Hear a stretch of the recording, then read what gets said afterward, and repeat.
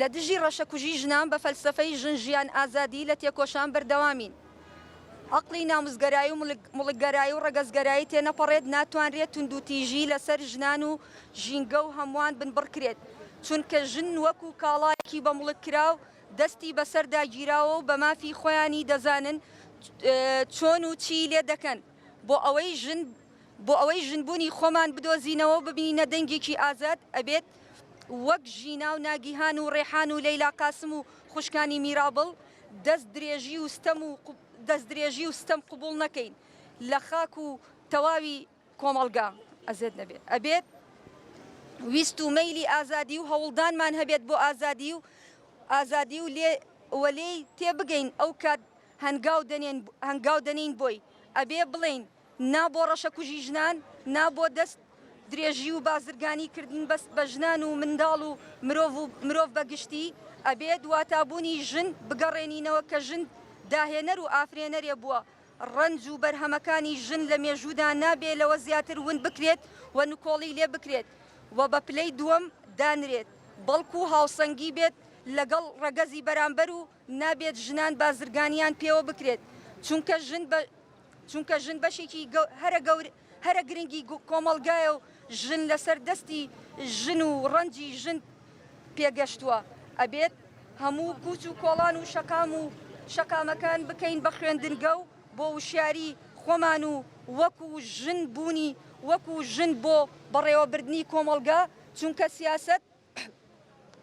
چونکە سیاست و بەڕێوەبردننی هەموو جونگەکانی ژیان بەبێ ژن ئەفلیجە. ڕۆژی بەرەنگاربوونی توندوتیژیە دژ بە ژنان و دەنگ بەرزکردنەوەی ژنان و وەسرهەڵدانی ژنانیش لەم ڕۆژەدا و ناڕزایەتەکانیان دژی هەموو توندوتیژیانەی و ئەو سیستەمە کۆنەپارێزی کە هەیە دەبێت لە چوارچێوەیەکدا بێوەگەوەی کە لە چالاکەکە وترا هەموو ڕۆژێکمان تێکۆشان بێ و بێگومان سەرکەوتنی ژنانیش وەگەیشتن بە ئامانجەکانیان و سەرکەوتن بەسەر ئەو سیستەمەدا کە هەیە تەنها بە یەکڕیزی و یەکەڵوێسی و یەکدەنگی دەتوانین سەر بکەوین وەموکو ژنانی باشووری کوردستان بەداخەوە هەمومان ئاگداری دۆخی ئێسای باشووری کوردستانین پێم وابێ کەم تا زۆر دەزانین ئەو ئەمڕۆ دۆخێکی لە باشووری کوردستان بەڕێوەچێت بە شێوەیەکە کە پەرتەوازەیی بوون بڵاو بوون بە کۆی گشتی حیزب و ڕێکخراوەکانەوە دیارەوە بەتێبێت لە ناویدا ئەمە کاریگەری زۆری بەداخەوە لەسەر چین و توێژەکانی کۆمەڵگاوە بە تایبەت ڕێکخراوەکانی ژنان و ژنانی چالاکوان کردووە وەم پێشم وایە دەگەڕێتەوە بۆ ئەو سێبەرە سیاسیانی کە بەسەر ڕێکخراوەکانەوە حکم دەدەن یاخود کاریگەریان هەیە لەوەی کە ئێمە وەکو ژن بەڕاستی چیمان پێویستەوە دەبێت چی بکەین و چۆن تێکۆشان بکەین بۆ ئەوەی ئازاد بین پێم وابێت تا ئێستاکانە لێگەڕینێکی دروستمان بۆ ئەمە نەکردو چونکە بەڕاستی ئەگەر لێگەڕینێکی دروست هەبوایە ئەبوایە ئەمڕۆ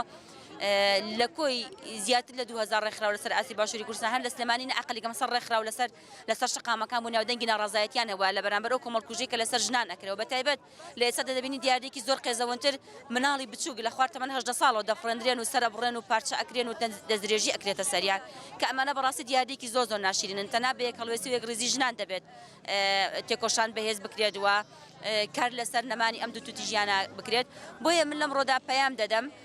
ئەگەرچی چالاکیەکانمان لاواز بن بەڵام دەبێت سارد نەبینەوە دەبێت کۆڵ نەدەین و دەبێت هەوڵدانمان هەبێت لە بەرامبەر ئەو دۆخێک کە هەیە و لە ناویدا داوا دەکەین کە ژنان بە یەکڕیزی و بە یەکدەنگی و بە یەکهەڵوێستی بتوانن لەم قۆناغەدا چونکە دۆخی باشووری کوردستان دەبین ڕۆژ بە ڕۆژ خراپتر دەبێت و لە ناویشیدا ژنان کەوتنەتە ناو گێژاوێکی قوڵەوە